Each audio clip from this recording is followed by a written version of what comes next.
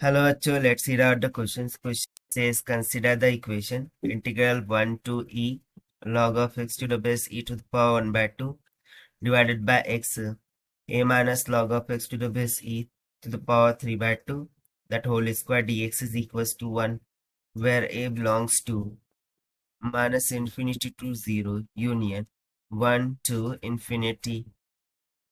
Which of the following statements is are true? So यहाँ पर हमें एक इक्वेशन दी है जिसमें इंटीग्रल 1 to e वैरी कर रहा है एंड इसका वैल्यू इक्वल्स टू 1 है एंड बोला जा रहा है कि जो यहाँ पर कांस्टेंट a है उसका वैल्यू बिलोंग करता है to the interval of minus infinity to 0 union a infinity तक। तो हम बताना है कि कौन सी स्टेटमेंट्स यहाँ से ट्रू हो जाए। So statement a says no a satisfy the equation, यानी कि कोई भी वैल्यू सेटिस्फाई नहीं करती। एंड इंटीजर सेटिस्फाई द अब इक्वेशन, एक इंटीजर वैल्यू सेटिस्फाई करेंगे इक्वेशन को। And irrational number as satisfy the अब इक्वेशन, एक रैशनल नंबर सेटिस्फाई करेगा। More than one satisfy the अब इक्वेशन, यानी कि more than one solution we will get the satisfaction to this equation. तो चलिए देखते हैं हम इसको सॉल्यूशन से, but before of that let's talk about the key concept which we are going to use here for this question. So यहाँ पर हमें substitution, that is integration by substitution concept का यूज करना होगा। so देखिए यदि आपको इंटीग्रल गिवन हो r is equal to integration of f of x dx, तो सबसे पहले तो आप सब्सटीट्यूशन करेंगे कि x is equal to g of t, then उसको डिफरेंशिएट करेंगे so that you will get dx is equal to g dash of t dt, और उसे यहाँ पर dx की जगह पुट करेंगे so that the required integral will become in the form of integration of f of g of t into में g dash of t dt। सो इसी concept का हमें यहाँ पर यूज करना है। तो चलिए फिर देखते हैं हम यहाँ पर फाइनल एक्सप्लेनेशन। सबसे पहले तो हम मान लेंगे कि given integral is nothing but i is equals to ना, यहाँ पर देखिए log to the base e, ठीक है, log to the base e। So log to the base e ये बेसिकली नेचुरल लॉग ln को इंडिकेट करता है। So log of x to the base e की जगह पर हम ln ऑफ x लिख सकते हैं। So we would say that required integral will become integration 1 to e ln of x to the power 1 by 2 that whole divided by x times of a minus of ln of x to the power 3 by 2 इसका whole square dx, इसका value किसकी equal given है, 1 की equal. Now we will use the substitution method of integration. So we do let a minus of ln of x to the power 3 by 2, this whole term is equals to t। now differentiate करेंगे, so differentiation of any of the function to the power n is equals to n f of x to the power n minus 1 into में f dash of x होता है। so इस फॉर्मूले के according ये हो जाएगा -3/2 ln of x का पावर में से कम हो जाएगा, सो 3/2 -1 विल बिकम 1/2 इनटू में derivative of log of x, so वो तो हो जाएगा 1/x dx, this is equals to dt। तो चलिए अब इसको सब्स्टिट्यूट करते हैं हम अब वो इंटीग्रेशन में। So our required integral I would become equals to integration of, now these are the substitution, but what about limit? so जैसे ही हम सब्स्टिट्यूशन करेंगे उसी के साथ साथ जो लिमिट्स है वो भी चेंज होंगी। so we would say that कि at x is equals to 1 On substituting 1 here, log of 1 is going to be 0. ठीक है, so t is equals to क्या आ जाएगा, 1 इक्वल। उसी तरीके से at the value of x to be equals to e, यदि हम e सब्स्टिट्यूट करेंगे so log of e तो 1 हो जाता है, log of e to the base e is nothing but 1. 1 to the power anything is going to be 1. That is why the value of t will be tends to a minus का 1. So ये हो जाएंगे required limits, and then इसके according हम यहाँ पर substitution and integration को find out करेंगे। तो चलिए अब इन सभी को सब्स्टिट्यूट कर देते हैं। So integral will vary from a to a minus का 1, ठीक है, ऊपर में हो जाएगा माइनस का 2/3 dt divided by, and this whole term will be replaced by t square, this is equals to 1। So अब इसका इंटीग्रेशन निकाल लेते हैं। सो ये हो जाएगा -2/3 इंटू में टी स्क्वायर का इंटीग्रल हो जाएगा -1/2, and the limit will go from a to a minus 1. This will be equals to 1. अब माइनस माइनस तो प्लस हो गया, अपन लिमिट को पुट करेंगे, सो ये हो जाएगा 2/3 into the bracket 1/a-1, minus में 1/a, this is equals to 1।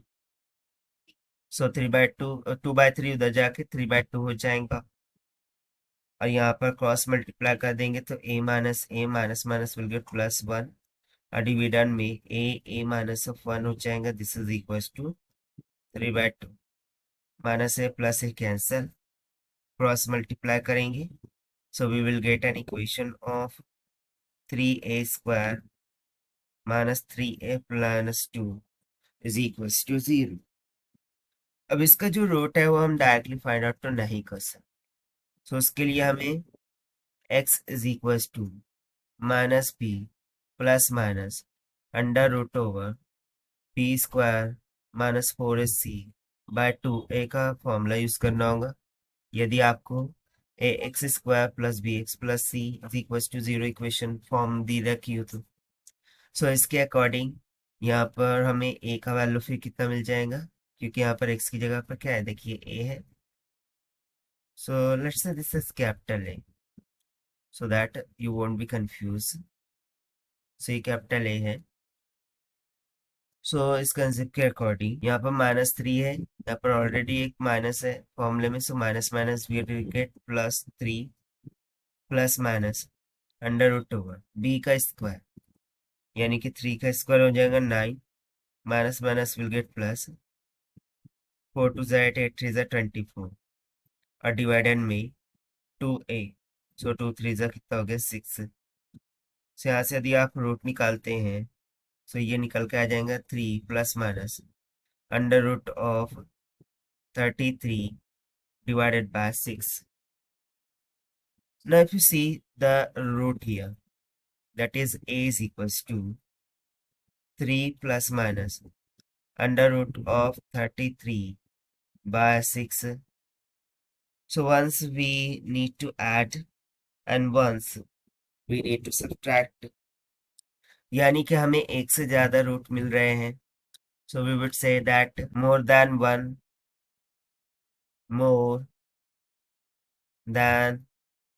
one satisfy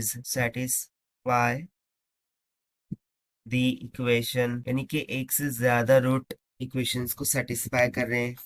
और साथ ही साथ यदि मैं यहाँ पर देखूं, सो यहाँ पर अंडर रूट ऑफ 33 है, जिसका परफेक्ट रूट तो नहीं निकल सकता, और साथ ही साथ ये परफेक्टली डिवाइड भी नहीं हो सकता। सो ऑब्वियसली जो p/q का फॉर्म है वो यहाँ पर डेसिमल आ रहा है, and if p/q will be a decimal number, then it must be an irrational number.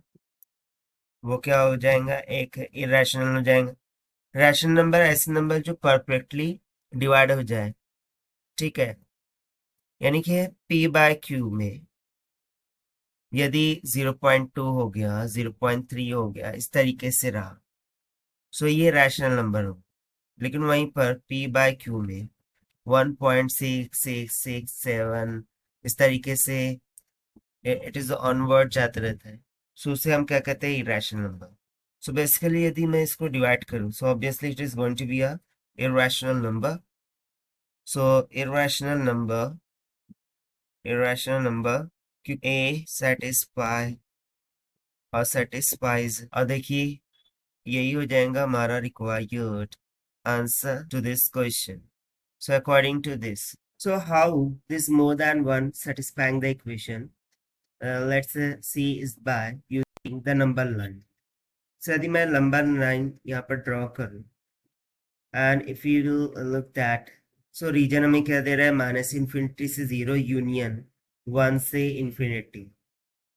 ठीक है, सो माइनस का इन्फिनिटी से जीरो और वन से इन्फिनिटी तक, इस तरीके से हमें रीजन दे रहा है, यानी कि इस रीजन में हमारा वैल्यू सेटिस्फाई करेंगे. सो यदि मैं इसकी positive and negative value find out करूँ, सो देखिए एक तो पॉजिटिव वैल्यू आ जाएंगी 3 प्लस अंडर रूट ऑफ 33/6, जो कि नियर अबाउट 1.46 के इक्वल आएगा. उसी तरीके से ए का negative value 3 minus under root of 33/6, it will comes about negative of 0.46. So 1.46 को सेटिस्फाई करते हैं. सो 1.46 यानी कि यदि मैं मानूं कि ये 2 है and it will be up to that dash. So 1.46 will becomes near about at this point.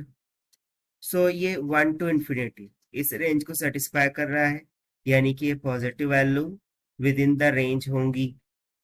उसी तरीके से निगेटिव ऑफ 0.46, सो यदि मैं यहाँ पर माइनस का 1 and it will be up to that dash consider करूँ, सो यहाँ पर इस पॉइंट पर निगेटिव ऑफ 0.46 हमें मिलेगा, जो कि 0 से माइनस इन्फिनिटी की रेंज को सेटिस्फाई कर रहा है. That is why it's also coming into the range 0 to minus infinity to 0 and 1 to infinity. Both the values are satisfying. That is why we are saying कि more than one satisfying the equation. और साथ ही साथ ये जो value है p/q, ये एक irrational number है, because we are getting a decimal number 1.46 and 0.46, which is not an integer. That is why it is an irrational number. So इस कंसेप्ट के अकॉर्डिंग नो सेटिस्फाइज अब इक्वेशन, ये तो incorrect हो जाएगा, टू वैल्यू सेटिस्फाई कर रही है. So an integer a satisfied the अब इक्वेशन, सो ये भी इनकरेक्ट हो जाएगा क्योंकि हमें एक इंटीजर वैल्यू नहीं मिल रही है. ऑप्शन सी यहाँ पर करेक्ट होगा कि N irrational number satisfy the above equation because we are getting a decimal number. And D भी करेक्ट होगा कि more than one satisfy the above equation because two values satisfy कर रही है. So only option C and D are correct. So this is the required solution. I hope you understand. Well, best of luck. Thank you.